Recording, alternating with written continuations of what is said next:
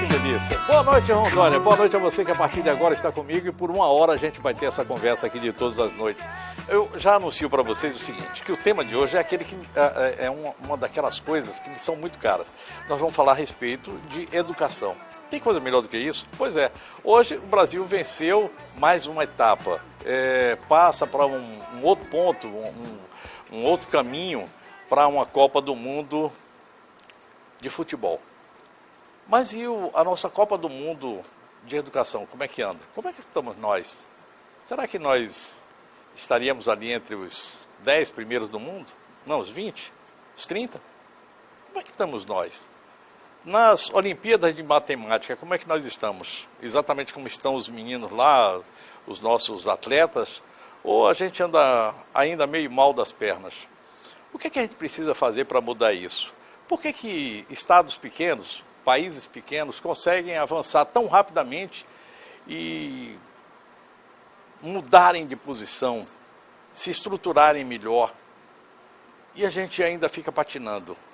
Eu estava me lembrando, enquanto começava a conversar aqui com vocês, de Anísio Teixeira, lá na Bahia, e de tantos outros mestres que passaram por esse Brasil, Darcy Ribeiro, Leonel Brizola, foi um homem que, mesmo não sendo professor, mas se dedicou tanto à educação.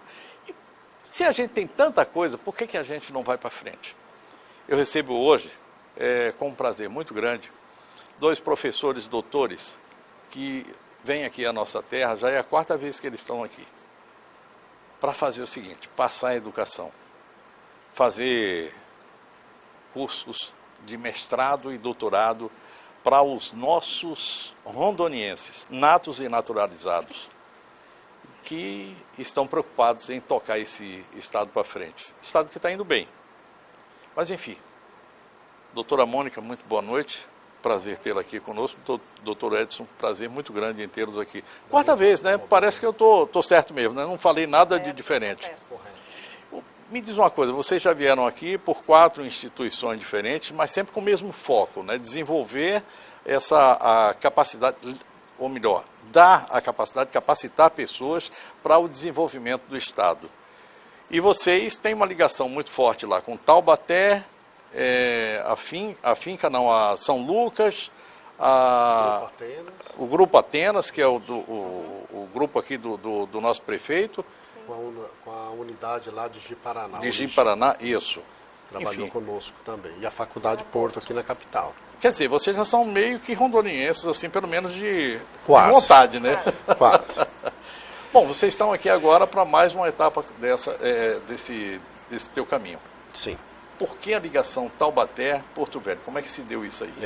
Em verdade, a Universidade de Taubaté, que nós representamos aqui, fez um convênio lá na década de 90, na época, a Faculdade de São Lucas, e nós desenvolvemos algumas atividades de pesquisa em saúde e também em desenvolvimento regional naquela oportunidade.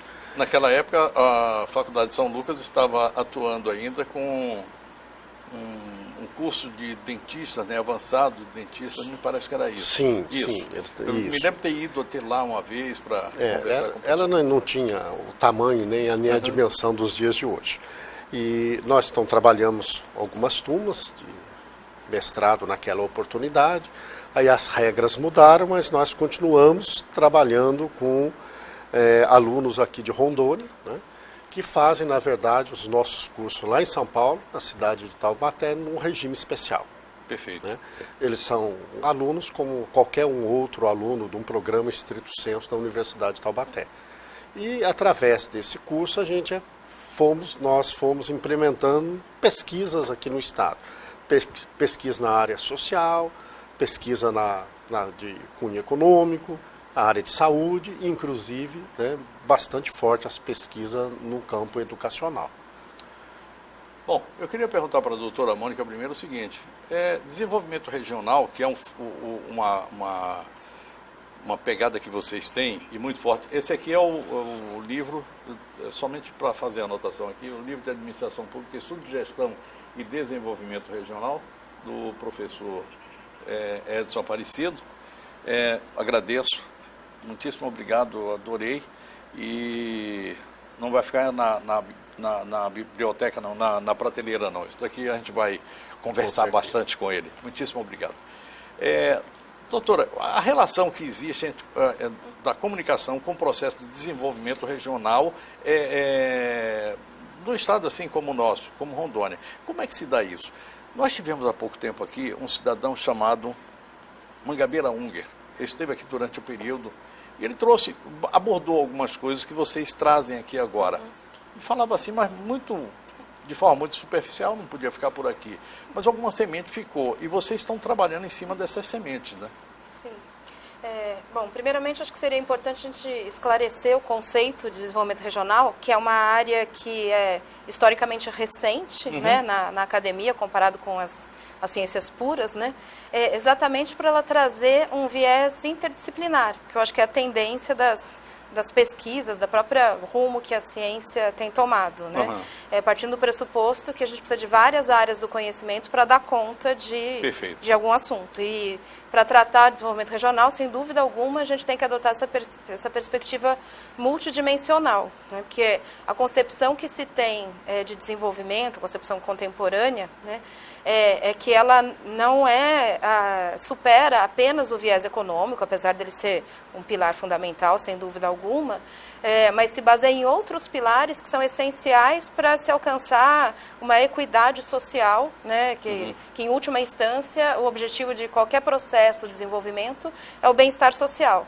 Então a gente tem alguns pilares que sustentam que a economia, que é o mais visível, né, e que talvez o senso comum também... Que aparece toda hora, né? Pois é, e de fato, sem dúvida alguma, é um pilar fundamental. Mas as condições sociais e articulação com o meio ambiente. Então, formam um tripé que sustenta o desenvolvimento, né? E para fazer a gestão de um território, a gente tem que considerar os ativos que esse território tem, considerar o potencial endógeno. Então, hoje já se concebe que, apesar de ter algumas diretrizes macro, numa escala nacional, sem dúvida alguma, elas precisam ser adaptadas e algumas elas precisam partir de baixo, né, para que se adeque uma diretriz de desenvolvimento específica para aquela região. E no nosso país, com a diversidade que a gente tem entre as macro-regiões, em todos os sentidos, isso torna-se ainda mais evidente. Eu vou chegar na comunicação já, né? E para articular todo esse processo, a comunicação ela é essencial tanto, né, na esfera interpessoal dos grupos sociais conversarem e saberem das demandas um do outro e serem capazes de se articular para pensar a sua própria realidade, quanto a comunicação institucional entre as mais diversas instituições, que inclui aí o setor público com as premissas de transparência, informação. Perfeito.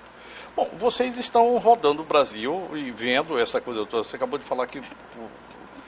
Eu nem gosto de falar do Brasil de regiões, não. Eu gosto de falar de biomas, né? Porque é tão diferente que é. Fato. E quando a gente tem essa diversidade tão grande e realidades tão distintas, como a nossa aqui com Maceió. Eu estive lá essa semana, então é completamente diferente. Sim. Mas a gente tem alguma coisa que existe lá e que existe aqui. Claro. A dificuldade do ensino, a dificuldade da comunicação.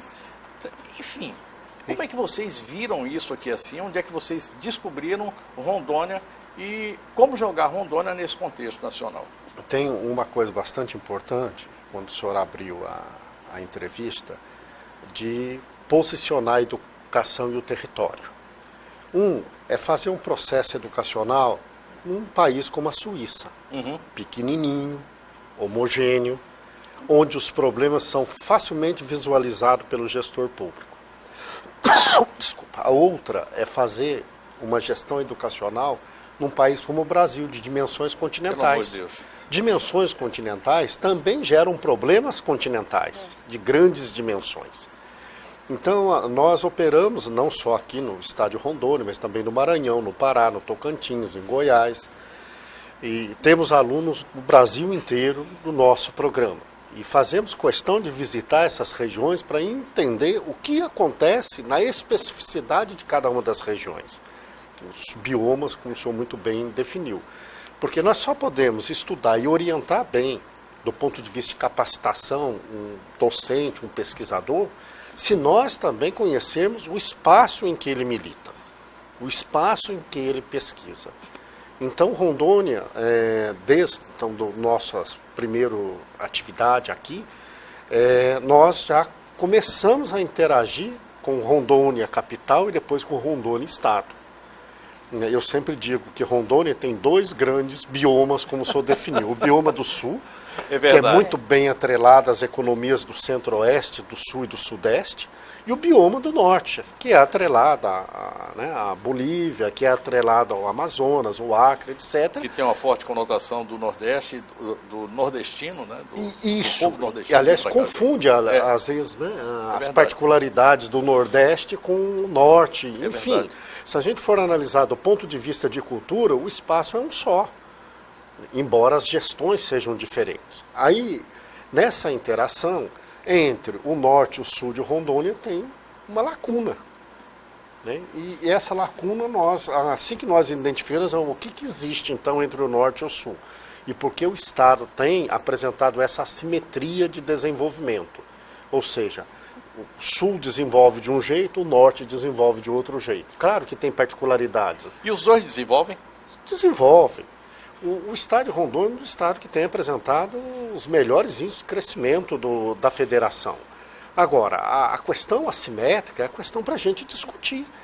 Só pode discutir Rondônia quem está em Rondônia, rondoniense. Tem que ter esse olhar de rondoniense para discutir o estado de Rondônia. Então, nós não podemos discutir o estado de Rondônia lá na cidade de Taubaté, né, doutora? A gente tem que estar aqui, convivendo com os senhores, com as senhoras, olhando, observando, mais observando e ouvindo do que falando. Muito interessante isso, bem interessante. Bem interessante para você também, não é? Pois é. Eu vou lhe pedir um minutinho, eu queria ver o seguinte, essa relação de que a gente falou aqui, principalmente essa relação da comunicação, como é que ela pode se dar em câmaras de vereadores, por exemplo, no governo do estado, nas faculdades de educação, na população, como é que isso pode acontecer ou como é que deve acontecer? Antes, porém, eu tenho que chamar meus parceiros e nós vamos lá para esses recados aqui dos nossos parceiros e vamos sair para o primeiro bloco. Feito? Olha só, esse recado agora é sobre independência financeira. Isso mesmo, seja e se torne hoje mesmo uma revendedora Romanel. Com a Romanel, você vai fazer sucesso. Sabe por quê? É a excelente escolha na hora de presentear em qualquer momento. Noivado, casamento, também aniversário, data especial, aquela data comemorativa, ou se você quer simplesmente presentear e não errar no presente, Romanel é a escolha certa. Você se tornando uma revendedora vai estar junto com as pessoas neste momento especial. Vai vender a melhor joia folheada do Brasil, que tem para todos os estilos e para todos os momentos.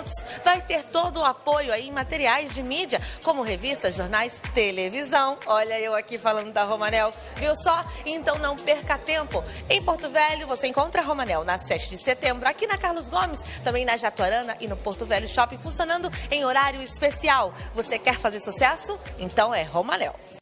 A paixão pelo futebol da nação brasileira é a melhor do mundo.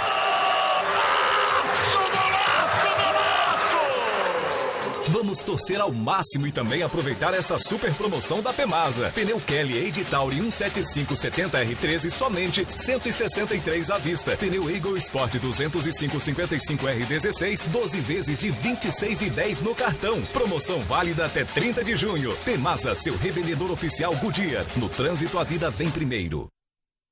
A Ciprascred tem condições especiais e facilitadas para você que é servidor municipal, estadual, federal e também você que é do Exército, da Marinha, Aeronáutica e também aposentado e pensionista do INSS. Você pode ligar no 99341-8892, 3026 7723, 3026 7724 ou ir até o nosso endereço.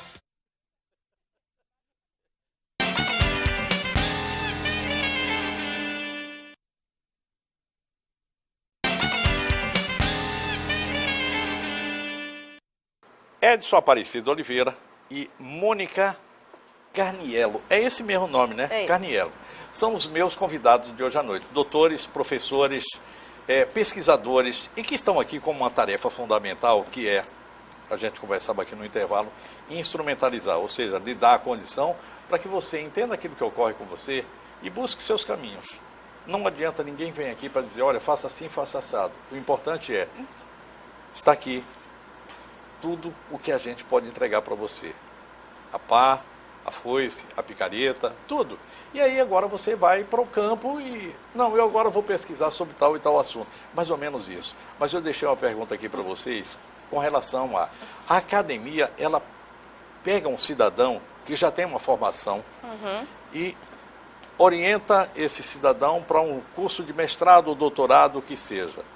Mas isso também tem uma relação, ele vai ter que ter essa relação com o governo do Estado, Câmara de Vereadores, enfim.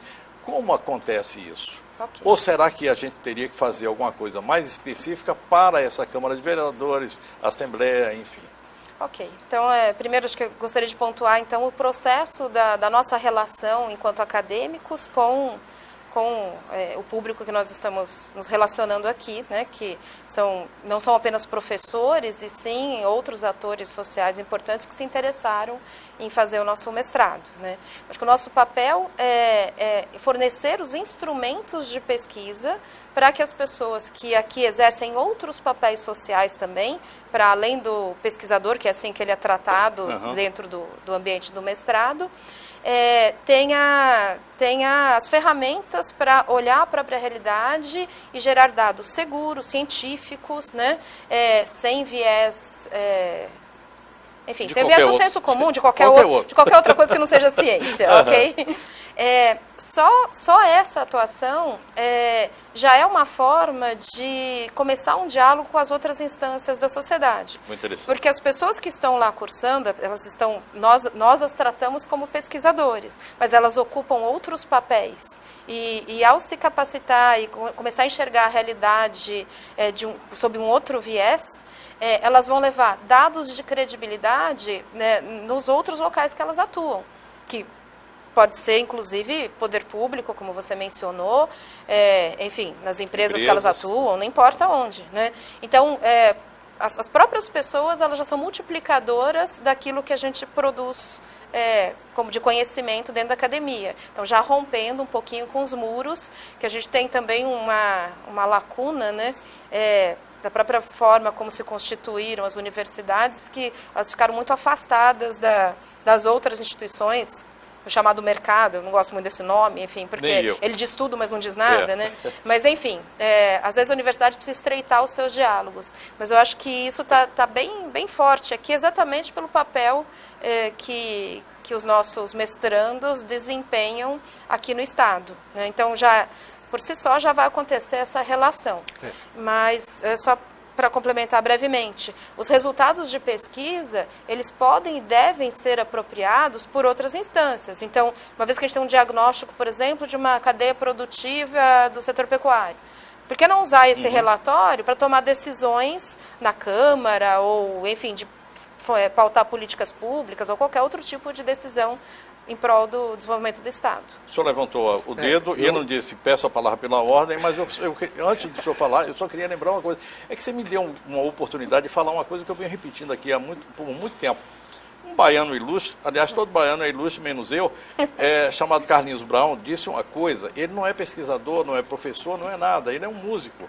E ele disse uma coisa que até hoje me toca profundamente. Ele disse, a escola dos meus sonhos não tem parede.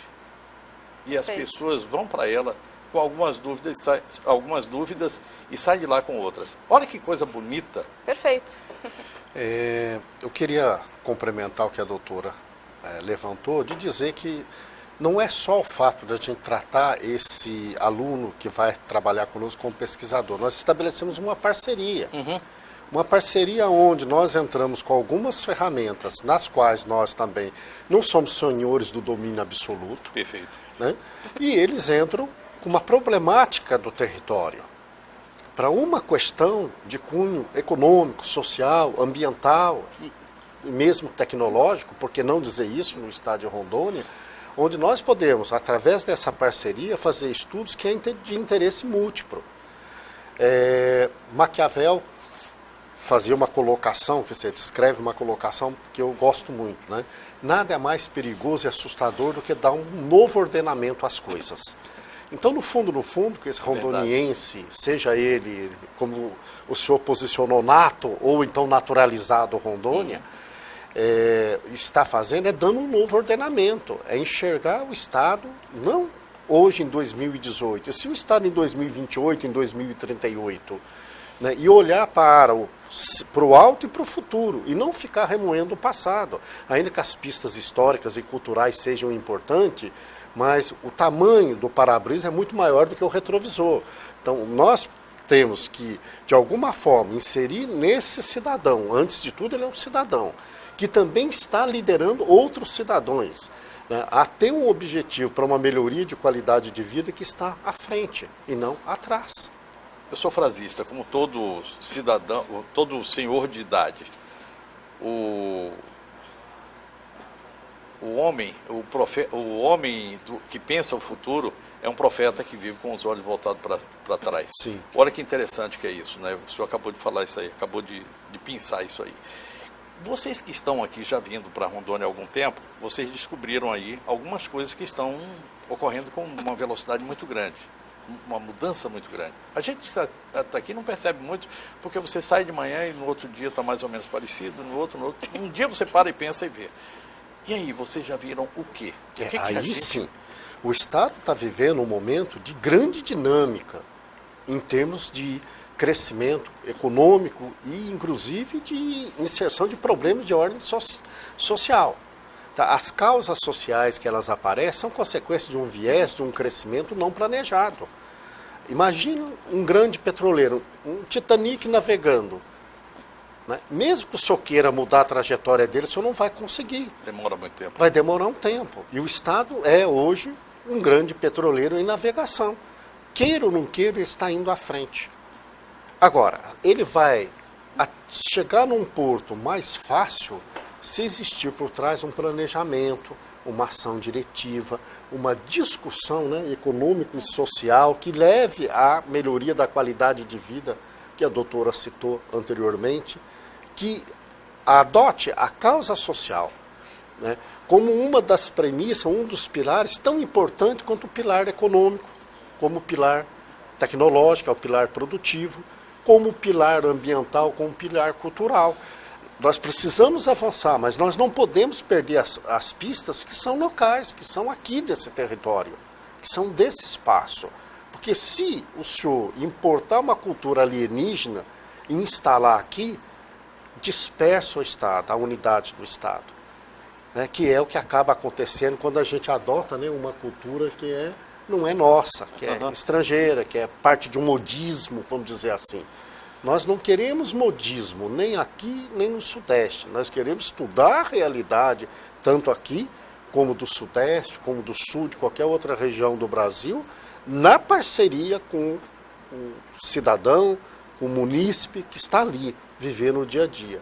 É muito fácil a gente falar em saneamento básico se a gente não está morando do lado de um riacho onde o esgoto está sendo jogado. Existe um problema, não existe? Mas não é um problema tão urgente, grave, do que aquele que mora ali do lado. Ouça ele primeiro, que de repente as diretrizes e ações nascem naturalmente. Eu vivo falando isso aqui, até porque a gente é observador privilegiado da vida, né? Faz parte do jornalismo fazer isso.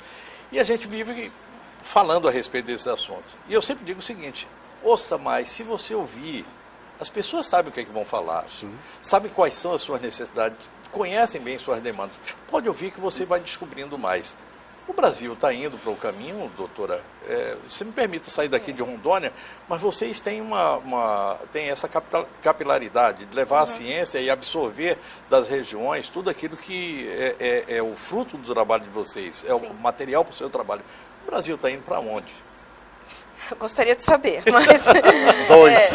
Mas eu acho que eu queria apontar uma questão que é importante, que reforça o nosso papel aqui, porque assim, a gente tem o discurso de que o planejamento é necessário, sem dúvida alguma, mas planejar a partir de um diagnóstico equivocado pode ser mais desastroso ainda. Então, o nosso papel da academia é gerar bons dados para a tomada de decisão, né?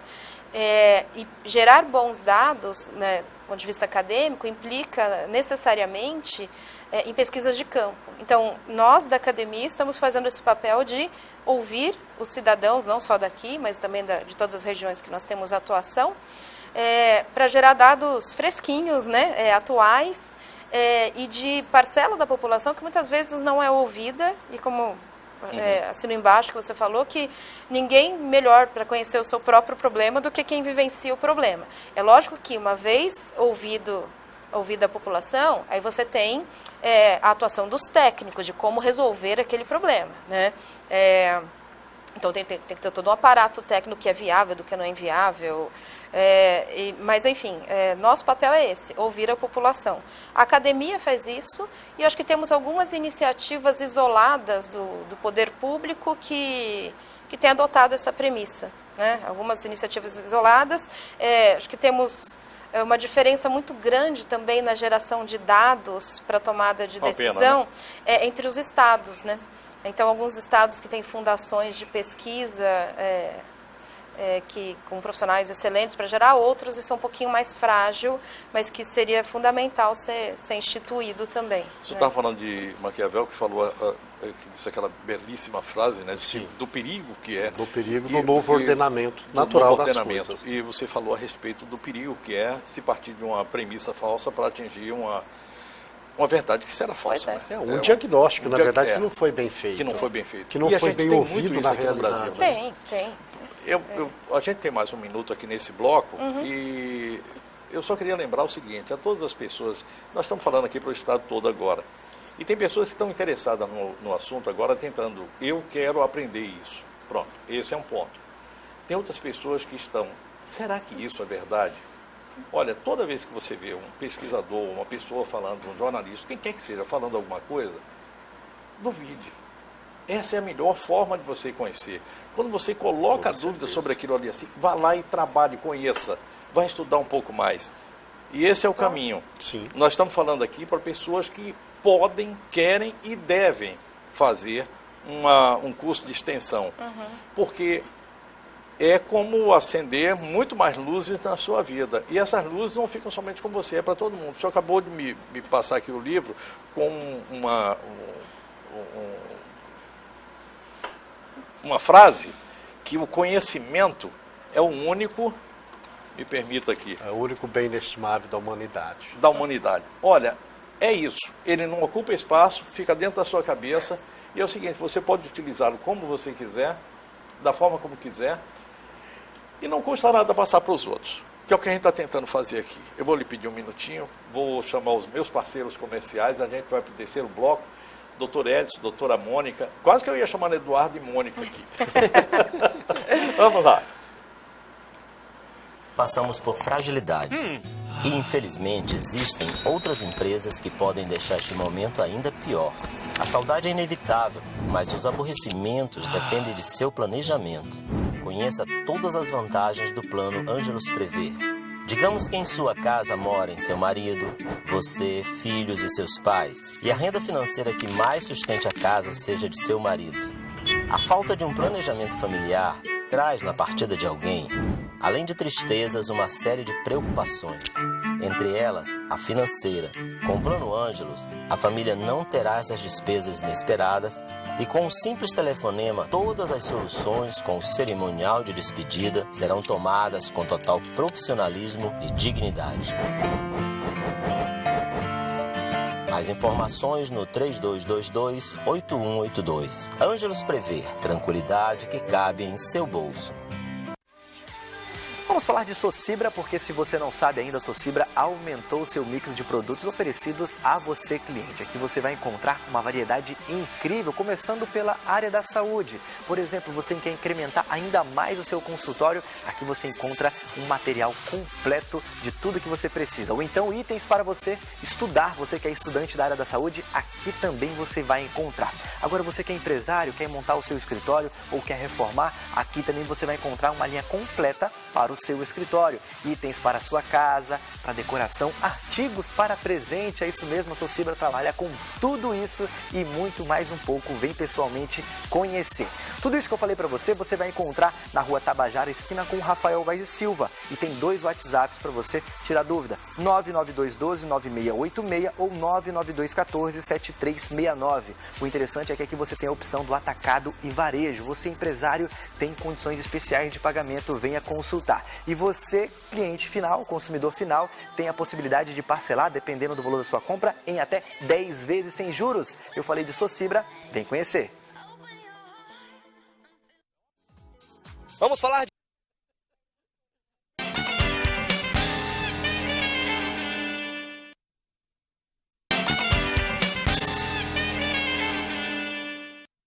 Doutor Edson e doutora Mônica, a gente chega ao terceiro bloco, a gente tem mais uns 15 minutos aqui para tratar desse assunto.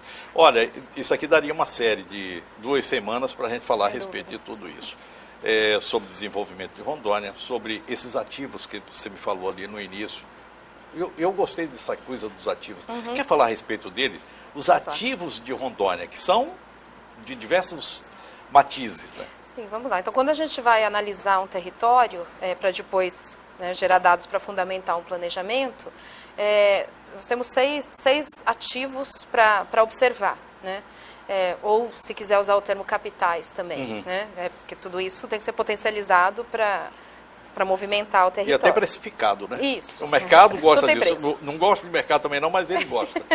Mas enfim, ou ativos ou capitais, como quiser. Nós temos os ativos econômicos, né?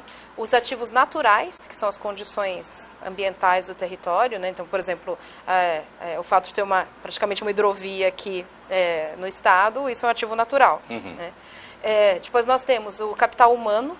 Então, quais pessoas nós temos aqui, qual é a formação, quais são as habilidades, competências que essas pessoas carregam em si, né? E tem a total relação com a educação, né? Com as instituições de ensino. Nós temos o capital cultural, absolutamente negligenciado nos planos de desenvolvimento, mas que pode ser um vetor de entrada para o desenvolvimento de um território, sem dúvida alguma, por exemplo, com ações de economia criativa, né? Que você fomenta atividades culturais que geram emprego, geram renda, geram visibilidade do território. Depois nós temos o capital social, que diz respeito a como é feita, como se dá a articulação entre grupos da sociedade, se elas são recíprocas, são relações de confiança ou relações de fragmentação. Isso faz toda a diferença, porque para boicotar um projeto é fácil, né? Quando não há... Só cortar a perna, né? Pois é. E, por fim, o capital institucional. A que servem as instituições instaladas naquele território? Qual a sua força, qual a sua capacidade institucional de articulação, de agregação de, por exemplo, um setor de classe, uma associação comercial, por exemplo, para exemplificar um capital institucional. Então, nós temos essas 6 variáveis que demandam análise e que, a partir do resultado, quando esses ativos eles são identificados, eles são particulares a cada território, cabe a decisão lógico que um projeto de desenvolvimento ele é multidimensional, mas às vezes você dá uma ênfase maior por algum aspecto. Por exemplo, ao instalar instituições com determinadas funções, que vão, por exemplo, articular a classe comercial dos comerciantes ou de qualquer outro setor produtivo. Ou no exemplo que eu dei, capital cultural, entraria aí, por exemplo, o aproveitamento da cultura local para fomentar a atividade de turismo. Né? Então, uma outra possibilidade, outro vetor de desenvolvimento. Ou até a chegada de um outro tipo de atividade que se instala aqui, que de repente Sim, sim. Eu cito aqui o Hospital do Amor. Sim, sem de dúvida. Barretos, que acaba de chegar aqui, e que será um desses capitais sociais, né? que vai fazer com Claro. E isso é uma questão importante que você mencionou, que a gente fala muito no desenvolvimento endógeno, a partir dos potenciais. A gente não pode esquecer que um determinado território, pode ser uma escala local, município ou estado, não importa qual é a delimitação, faz parte de um país, né? Então ele está sujeito às políticas macro e algumas decisões que impactam na localidade, que talvez seja bem evidente que o fato da construção das usinas aqui, que é uma decisão de infraestrutura, que faz parte de um projeto de planejamento e desenvolvimento do país, que é melhorar a infraestrutura e que incide de forma evidente na questão local. Mas ao conhecer esses 6 ativos e fortalecê-los, o local ele reage melhor a uma intervenção macro, né? Ele tem, vamos dizer assim, dados para negociar como vai ser, quais são os impactos, né? Então, ele dialoga melhor com as externalidades, vamos dizer assim. Né? Professor Edson, eu recebi hoje a notícia, aliás, eu pedi aqui o Vini, por favor, pega a capa aí do nosso Diário da Amazônia, que traz hoje aí uma notícia. Recursos para a construção de uma ferrovia que vai ligar o Mato Grosso aqui, e isso nos dá toda a possibilidade de trazer a soja do Mato Grosso, os seus produtos, para a partir daqui mandar para o resto do mundo. A gente tem isso, mas a gente tem também esse ano plantio de algodão, a gente já tem aqui o plantio, pronto, ali, assim inclui ferrovia e 319, que é a BR-319, no orçamento da União. Pronto, ou seja, tem recurso aí que dá para a gente fazer alguma coisa. E a gente tem algo que a gente está vendo que está chegando aqui, está batendo na porta, a industrialização vai ocorrer, né? Sim, vai. Eu enxergo o estado de Rondônia, assim como Mato Grosso do Sul, como a grande região estratégica do Brasil para o futuro. Nós estamos aqui numa posição intermediária entre 2 grandes oceanos. A saída para o Oceano Pacífico, sem dúvida, é o futuro do Brasil. Né? Um navio que sai pelo Atlântico para chegar na China, ele demora 68 dias. O tal do 80 mercado dias. Que a gente não gosta, não é, Mônica? Está bem ali, né? Já pelo Pacífico, são 40 dias. É quase a metade do tempo, dependendo das condições do oceano. Então, o Estado, ele tem tudo para se desenvolver, mas eles têm uma competição com os estados mais abaixo, que também têm o mesmo interesse, que têm também as mesmas potencialidades. Então, a questão da logística pesada, ela é fundamental para o estado de Rondônia, a implantação de ferrovias. Né? Porque, simplesmente, fazer um escoamento pelo modal rodoviário para cargas pesadas, isso não tem mais sentido em nenhum lugar do mundo, ainda Aliás, mais até num os país... caminhoneiros já descobriram isso, já né? descobriram, ainda mais num país de dimensões continentais como o nosso. Então, a implantação da ferrovia, eu acho de fundamental importância. A industrialização, ela vem no reboque. Por quê? Porque a manufatura leve, que é consumida pelo próprio estado de Rondônia, que vem de outras regiões, ela pode ser implementada primeiro e se produzir no próprio estado para atender as demandas do estado. Até com especificidade atender as demandas do estado, de estados vizinhos, a própria BR ligando para Manaus, como também os países aqui do entorno de nós, que já tem uma interação comercial muito forte com essas regiões aqui no posicionamento do norte. Então, enquanto o mundo está discutindo a indústria 4.0, o mundo está discutindo as novas tecnologias apoiadas por TICs, o Brasil como um todo fica patinando numa discussão homérica de assuntos de ordem sociais sem soluções, se não existir um processo produtivo que sustente, através da renda, a solução desses problemas. Então, tem que se olhar, sobretudo, sobre a cadeia produtiva que o Estado tem e a forma de como interligar essas cadeias para que elas funcionem com melhor sintonia, que elas funcionem com melhor eficiência, para que o Estado, de fato, assuma o seu papel estratégico no Brasil como um todo. Esse é o destino de Rondônia. Está escrito no destino de Rondônia que ele vai ser um grande Estado no futuro, até porque o posicionamento geográfico do Estado é fantástico, se a gente analisar do ponto de vista de geopolítica. Né? A nossa fronteira leste, vamos dizer assim, com o oceano, ela está esgotada em termos de espaço geográfico, em termos de populações, toda essa expansão demográfica, a própria industrialização pesada e antiga. Então aqui tem um momento do planejador chegar e pensar, coletar os dados que a doutora se referiu, gerar informações para tomada de decisões e dar um pulo. Em vez de pegar o que é passado, pega o que é futuro. Em vez de pensar na indústria 2.0, pensa na 4.0. É uma indústria leve, é uma indústria ágil, é uma indústria adaptada aos novos tempos. Eu enxergo assim para o Estado. Fácil para colocar numa população de 1.700.000 habitantes? Muito fácil. Muito fácil, né? E um Estado que ele é um Estado solvente, é um Estado que a dívida que existe é uma dívida muito pequena perto de outros Estados da Federação. Então essa sinergia, esse vetor de crescimento que está hoje aberto, é uma oportunidade para o Estado, mas pode se transformar numa ameaça, se isso não for devidamente utilizado no tempo certo. Não é para usar amanhã, é para usar agora pensando no amanhã. Quando eu perguntei para vocês aqui se o Brasil estava no caminho certo, e que vocês disseram, eu gostaria de saber, e eu também, porque eu acho que não existe, nós todos estamos vendo isso, que o Brasil patina, eu não entendo por quê, mas patina, e me parece que o maior problema que nós temos é a insegurança jurídica que nós oferecemos para nós mesmos e para o resto do mundo. O senhor chegou ao modelo federativo. Nós temos, em última análise, dois modelos, o confederativo e o federativo. Ontem a gente falava a respeito desse assunto aqui num dos programas, eu não me recordo se nesse aqui ou no outro que eu participo, mas era o seguinte, quando será que a gente vai fazer alguma coisa para acertar isso? O Chile fez a concertação. Isso. Nós temos aqui uma história do Pacto Federativo que desde o governo Sarney vem falando que precisa ser feito. Temos reforma e até agora nada. Resetamos o nosso modelo e deu autonomia para os estados que pronto, o próprio estado resolve o seu problema. A questão é, dê autonomia aos estados. Aí depois acerta o que se vai fazer, se continua a federação, se muda para uma confederação, para Estados Unidos do Sul, enfim. Né? Mas sem autonomia nos estados, num país de dimensões continentais, não funciona.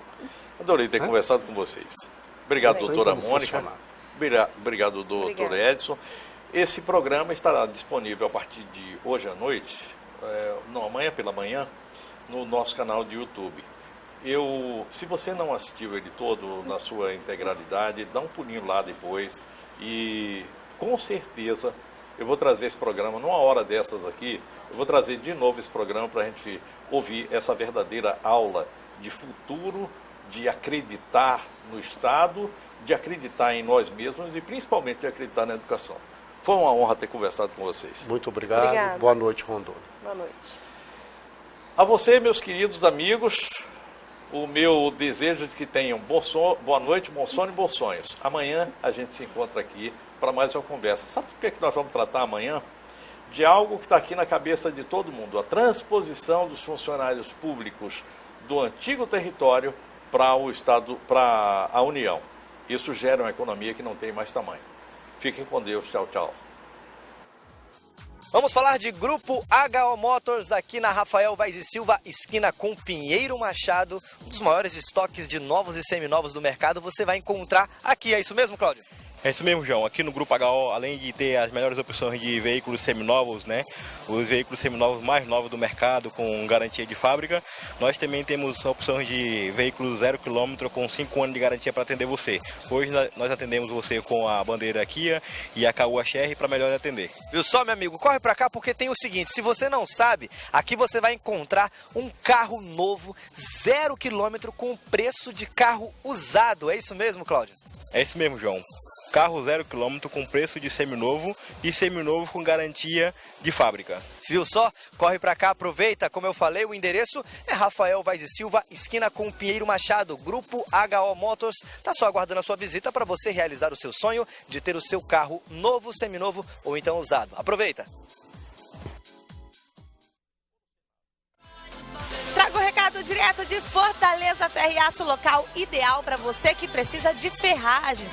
tanto para a construção civil quanto para o garimpo. Olha só essa máquina, gente, essa é a calandra. Ela faz o arredondamento de chapas para caixas d'água, também a boia do garimpo. Tem mais, aqui eles têm essa máquina para dar qualquer formato ao aço e ainda também fazem a telha galvanizada. Olha que legal a máquina trabalhando. E ainda a telha termoacústica. Ela é de aço, mas tem revestimento em isopor, ideal para proteger do barulho. Vem conhecer isso e muito mais aqui na Fortaleza Ferro e Aço, na Rua Peroba, 5990, no bairro Jardim Eldorado. Você pode ligar e também solicitar um orçamento. Anota o telefone agora mesmo, é o 3227-2090.